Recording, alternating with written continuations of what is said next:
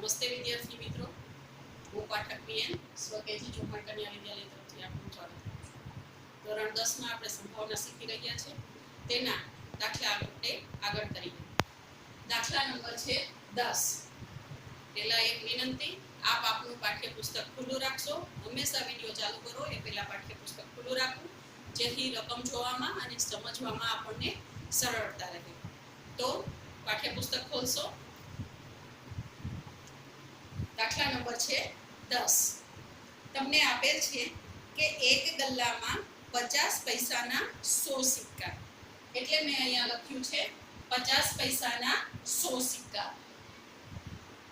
પછી રૂપિયા 1 ના 50 સિક્કા, એટલે લખ્યું છે 1 રૂપિયાના બરાબર 50 સિક્કા। રૂપિયા 2 ના 20 સિક્કા, એટલે લખ્યું છે 2 રૂપિયા બરાબર 20 સિક્કા। 2 રૂપિયાના કેટલા સિક્કા છે? 20 સિક્કા। અને રૂપિયા 5 ના 10 સિક્કા છે, એટલે 5 રૂપિયાના 10 સિક્કા। તો આપને ખ્યાલ આવી ગયો હશે કે દાખલામાં આપણને શેના વિશે વાત કરીએ છીએ? તો કે જુદા જુદા રૂપિયાના સિક્કાની વાત કરી છે। એટલે સૌ પ્રથમ આપણે કુલ સંખ્યા શેની શોધવી પડશે? તો સિક્કાની। કે આ રીતે લખશું તો આપણને ટોટલ માર્કો સરળ પડશે। તો સિક્કાની કુલ સંખ્યા કેટલી થઈ જશે? તો કે 0 2 ને 1 3 5 8 અને ઉપરથી 1, તો કુલ સિક્કા કેટલા થશે? 180। આપણે અગાઉનું યાદ કરીએ। કુલ સંખ્યા સંભાવનાના સૂત્રમાં છેદમાં જે સંખ્યા લખવાની હોય છે તે કુલ લખવાની હોય છે, કે આપણે શું આવશે? છેદમાં 180। આગળ રકમ વાંચીએ। જ્યારે આ ગલ્લાને ઊંધો કરવામાં આવે છે ત્યારે પાત્રમાંથી કોઈ એક સિક્કો બહાર પડે તે સમસંભાવી છે। આપણે તમામ સંભાવનાઓ અને ઘટના આપેલી છે તે સમસંભાવી છે તેવું સ્વીકારી લેવાનું છે। તો તમને બે પ્રકારની સંભાવના શોધવાનું કહ્યું છે। પહેલું 50 પૈસાનો સિક્કો હશે અને બીજું રૂપિયા 5 નો સિક્કો નહીં હોય તેની સંભાવના શોધો। બીજા વિશે પછી વિચારશું। પહેલું 50 પૈસાનો સિક્કો હશે તે સંભાવના શોધવાની છે। તો 50 પૈસાનો સિક્કો હશે તેને આપણે ઘટના A કહીએ। તો ઘટના A બરાબર 50 પૈસાનો સિક્કો હશે। આપણે માત્ર આટલું જ ઘટના A તરીકે લખવાનું છે। આપ તરત કહેશો કે તેથી સૂત્ર શું લખવાનું થશે? P of A બરાબર 50 પૈસાના સિક્કાની સંખ્યા, જેની સંભાવના શોધવાની છે તેમની સંખ્યા। તો કે 50 પૈસાના સિક્કાની સંખ્યા, અને આપ સૌ જાણો છો છેદમાં શું આવશે? કુલ સિક્કા, જે આપણને ખ્યાલ છે કેટલા છે? 180। ચાલો હવે ઉપર લખેલું છે, જોઈને મને કહેશો 50 પૈસાના સિક્કા કેટલા છે? તો તમે તરત કહેશો કેટલા છે? 100 સિક્કા। એટલે આપણે લખશું 100 અને છેદમાં કુલ સિક્કા કેટલા? 180। તો છેદમાં આવશે 180। મિત્રો આવું લખાઈ જાય પછી જો છેદ ઉડતા હોય તો ઉડાડવાના રહેશે। તો અહીંયા 0 0 ઉડી જશે। હજી આપણને ખબર છે કે 10 એટલે શું લખી શકાય? 5 2 10। જ્યારે 18 એટલે શું લખી શકશું? 9 2 18। 2 2 જશે તો જવાબ તમારો શું આવશે? 5 ના છેદમાં 9। આથી આગળ ભાગાકાર કરવાની સંભાવનામાં જરૂર નથી। તો 50 પૈસાનો સિક્કો હોય તેની સંભાવના કેટલી? તો આ 5 ના છેદમાં 9 આવશે। આ જ મુજબ તમને રૂપિયા 1 ના સિક્કા હોય એની સંભાવના કેટલી? તો તો તમે તરત કહેશો સૂત્ર આ મુજબ જ લખશું. અહીંયા માત્ર ફેર શું આવશે? 1 રૂપિયાના સિક્કાની સંખ્યા એટલે આવશે 50/180. એ જ રીતે 2 રૂપિયાના કીધું હોય કે 5 રૂપિયાના કીધું હોય તો આ મુજબ જ દાખલો થઈ શકશે. ફરી પાછું યાદ દેવડાવું, નોટબુકમાં અત્યારે લખશું નહીં. આના ખોટા હશે તે જોઈને પછી પ્રયત્ન કરશું. બીજું છે તેના વિશે વાત કરીએ. બીજામાં રકમમાં જુઓ જોઈએ શું કીધેલું છે. તો તેમાં કહ્યું છે કે ₹5 નો સિક્કો નહીં હોય, ₹5 નો સિક્કો નહીં હોય તો અહીંયા આપણે ઘટના બી શું લખશું? ₹5 નો સિક્કો નહીં હોય. તરત મને કહેશો બેનો સૂત્ર શું થશે? તો કે તેથી POB બરાબર ₹5 નો સિક્કો ન હોય તેની સંખ્યા. ₹5 નો સિક્કો ન હોય તેની સંખ્યા છેદમાં કુલ સિક્કા. હવે વિચારવાનો પ્રયત્ન કરો. ₹5 નો સિક્કો ન હોય મતલબ કે આપણે 5 ના સિક્કા ગણવાના નથી. તો કેના ગણવાના થશે? તો કે 5 રૂપિયા સિવાયના, મતલબ કે 50 પૈસા, રૂપિયો અને 2 રૂપિયા. તો એના સિક્કા કેટલા થશે? 100 + 50 + 20. તો અહીંયા આપણે લખશું 100 + 50 + 20 છેદમાં કુલ સિક્કા કેટલા? 180. ફરી પાછું તમને કીધું છે કે ₹5 નો સિક્કો નહીં હોય એટલે આપણે કાઢી નાખ્યું છે. બાકીનાનો સરવાળો સરળ છે, તમે 170 એમનેમ લખી શકો, પણ સમજવા માટે મેં અહીંયા લખ્યું છે 100 + 50 + 20 એટલે થશે 170/180. તરત જ બોલો જોઈએ શું કરશું? મીંડું ઉડાડશું એટલે આવશે 17/18.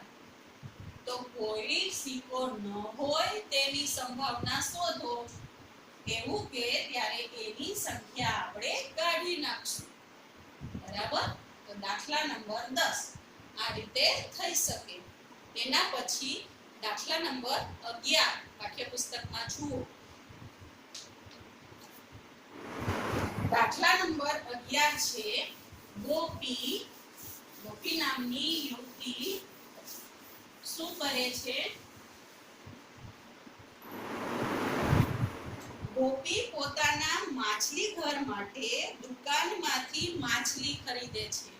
રકમ વાંચી તરત મગજમાં આવી જશે. શેની વાત કરી છે? માછલીની. તો આપણે આખી રકમમાંથી શું યાદ રાખવાનું? પહેલું વહેલું માછલીની કેટલી સંખ્યા છે તે રકમ જોઈ અને આપણે લખશું. દુકાનદાર મોટી ટાંકીમાંથી યાદચ્છિક રીતે એક માછલી બહાર કાઢે છે. આ ટાંકીમાં 5 નર માછલી અને 8 માદા માછલી છે. ત્યાં અટકી જશું. તરત જ મને કહેશો ટીચર શું આવશે? તો કે માછલીની સંખ્યા. માછલીની સંખ્યા બરાબર કેસો શું લખશું આપણે? તો કે 5 નર માછલી પ્લસ 8 માદા માછલી. તો કેટલી સંખ્યા થશે? 5 ને 8 13. તો કુલ સંખ્યા આપણે કેટલી લખવાની રહેશે? 13. હવે તમારે સંભાવના શેની શોધવાની? જેને તમે ઘટના તરીકે ધારશો. તો બહાર કાઢેલ નર માછલી હોય તેની સંભાવના. તો આપણે ઘટના એ શું લખશું? નર માછલી હોય જે શોધવાનું કીધું છે એને સંભાવના ની ઘટના તરીકે ધારશું. તરત જ મને કહેશો બેનો, મારી સાથે બોલવા પ્રયત્ન કરો. સૂત્ર શું આવી જશે? તો તરત કહેશો નર માછલીની સંખ્યા છેદમાં કુલ માછલી. આવશે નર માછલીની સંખ્યા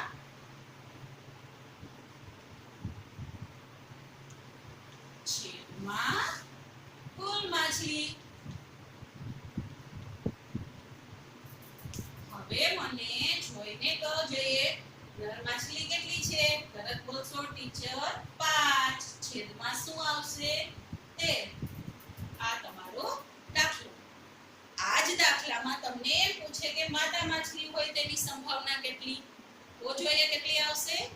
8/13. સરસ. ચાલો આગળનો દાખલો કરીએ. દાખલા નંબર 12.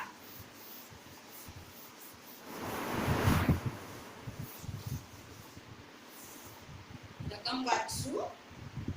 તકની એક રમતમાં બાજુમાં તમને ચિત્ર આપેલું છે.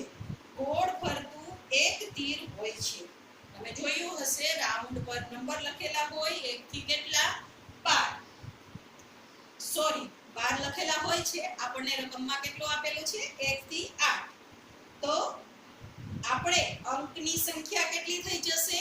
8. આગળનો દાખલો કર્યો તેમાં સિક્કાની વાત હતી તો આપણે સિક્કાની સંખ્યા ગણીતી. પછીમાં માછલીની વાત હતી તો માછલીની સંખ્યા ગણીતી. આમાં અંકો આપેલા છે એટલે અહીંયા લખશું અંકની કુલ સંખ્યા. અંકની કુલ સંખ્યા કેટલી થશે? 8. 8 આપેલી હોય તો 8, 12 આપેલી હોય તો 12. તેમાંથી કોઈ એક સંખ્યા પાસે નિર્દેશ કરતું અટકે છે. આ સમસંભાવી પરિણામો છે. તો તમને નીચે 4 સંભાવના શોધવાની કીધી છે. પહેલું, તે 8 તરફ નિર્દેશ કરે તેની સંભાવના કેટલી? હવે તમને આપેલું છે તેને ઘટના તરીકે ધારશું. કઈ રીતે ધારશું? પહેલું લખીએ ઘટના 1. 8 તરફ નિર્દેશ કરે તેની સંભાવના. તો એ જ આપણે લખવાનું કે 8 તરફ નિર્દેશ કરે. સૂત્ર શું આવી જશે? તો કે તેથી P O A બરાબર અંક 8 ની સંખ્યા. અંક 8 ની સંખ્યા છેદમાં કુલ સંખ્યા. હવે મિત્રો મને કો જોઈએ તમને આપેલા છે કયા કયા અંક? 1 2 3 4 5 6 7 અને 8. તો અંક 8 ની સંખ્યા આ બધામાં કેટલી વખત છે? તરત જ કહેશો કેટલી વખત છે? એક વખત. એટલે આવશે 1 અને છેદમાં કુલ સંખ્યા કેટલી? 8. આવી જ રીતે જો તમને અંક 2 તરફ નિર્દેશ કરે તેની સંભાવના કેટલી? તો અંક 2 પણ કેટલી વખત આવશે? 1. એ જ રીતે તરત કહેશો કે ટીચર 3 હોય 4 હોય 5 હોય 6 હોય 7 હોય કે કોઈ પણ હોય તમામ અંકો તરફ નિર્દેશ કરે એની કીધું હોય તો દર વખતે શું આવશે? 1/8. સરસ. બીજું છે અયુગ્મ સંખ્યા તરફ નિર્દેશ કરે તેની સંભાવના. મારી સાથે બોલશો. ઘટના B શું આપણે ધારવાનું થશે? જે આપેલું છે એ જ. એટલે કે અયુગ્મ સંખ્યા તરફ નિર્દેશ કરે. અયુગ્મ સંખ્યા તરફ નિર્દેશ કરે. હવે કો જોઈએ શું આવશે? તો કે P of B. તેથી P of B બરાબર અયુગ્મ સંખ્યા. અયુગ્મ અંકની સંખ્યા છેદમાં કુલ સંખ્યા. ચાલો અયુગ્મ કોને કહેશું? તો એકી અને બેકી સંખ્યા વિશે આપણને ખબર છે. જે એકી સંખ્યા છે તેને અયુગ્મ કહેવાય, બેકી સંખ્યાને કેવી કહેશું? યુગ્મ. તો અયુગ્મ અંકની સંખ્યા આ 8 આંકડા છે, એમાં અયુગ્મ અંકો કયા કયા થશે? એટલે કે એકી સંખ્યા કઈ થશે? 1 3 5 અને 7. કેટલી સંખ્યા થઈ? 1 2 3 અને 4. તો 4 સંખ્યા કેવી છે? અયુગ્મ છે. એટલે આપણે લખશું 4 છેદમાં કુલ સંખ્યા કેટલી? 8. હવે તરત કેસો અહીંયા તો ટીચર છેદ ઉડે છે. 4 2 8. એટલે જવાબ શું આવશે? 1/2. આ જ રીતે તમને એમ કીધું હોય કે યુગ્મ સંખ્યા તરફ નિર્દેશ કરે, તો યુગ્મ સંખ્યાઓ કઈ આવશે? 2 4 6 અને 8. મતલબ કે એમાં પણ જવાબ શું આવે? 4/8. એટલે 1/2. હા, ત્રીજું આપેલ છે 2 કરતા મોટી સંખ્યા તરફ નિર્દેશ કરે તેની સંખ્યા, તેની સંભાવના.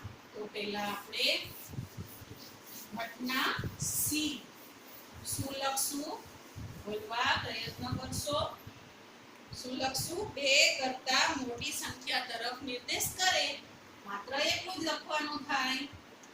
ઘટના સી 2 કરતા મોટી સંખ્યા તરફ. તો આ બધું તમને રકમમાં જ આપેલું છે, જે માત્ર આ પેટર્નમાં આપણે લખવાનું છે. એટલે દાખલા ખૂબ જ સરળ છે. 2 કરતા મોટી સંખ્યા તરફ નિર્દેશ કરે.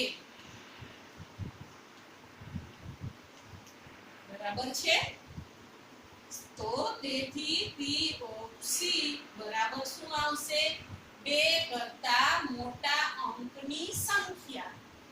2 કરતા મોટા અંકની સંખ્યા અને છેદમાં કુલ સંખ્યા.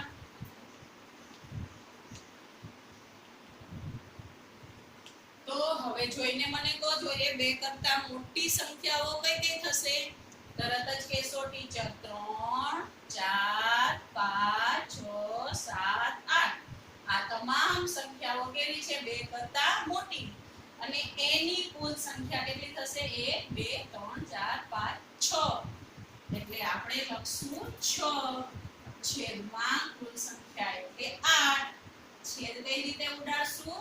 2 * 6 2 * 8. 2 ઉડી જાય એટલે તમારો જવાબ આવશે 3/4.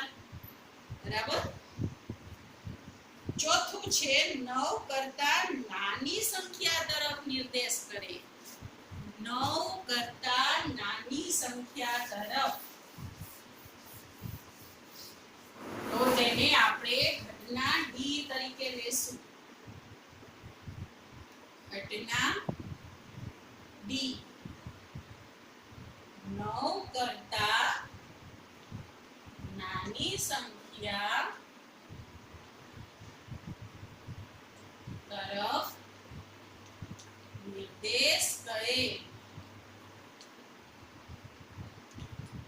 ચલો શું આવશે? તેથી P of D બરાબર 9 કરતા નાના અંકની સંખ્યા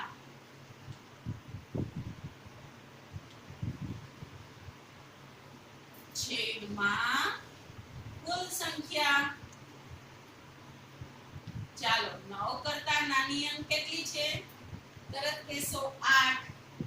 8/8. જવાબ શું આવશે? 1. એક વધારાનો પ્રશ્ન પૂછું.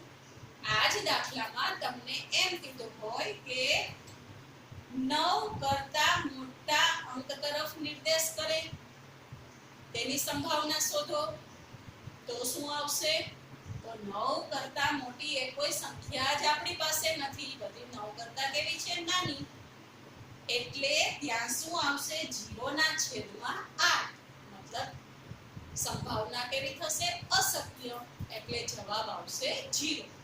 ક્યારેક આવા પ્રશ્નો પૂછાઈ જાય તો મૂંઝાવાની જરૂર નથી. સવારે મેં તમને ફોટા મૂક્યા, અત્યાર સુધી જે દાખલા કર્યા તેની બાકી નોટ 200 પેજની લઈ 200 પેજનો ચોપડો લઈ તેમાં સરસ રીતે ઉતારી લેજો, પ્લસ આ દાખલા પણ તેમાં ઉતારી લેશું. દાખલો 12 છે એ હું તમને પાઠ્યપુસ્તક અને નોટબુકમાં કરી અને બતાવીશ. આશા રાખું આપને બધાને ખૂબ સરસ સમજાઈ ગયું હશે. તો ઘરે રહી ગણિતની તૈયારી કરશો. ખુશ રહેજો. Thank you.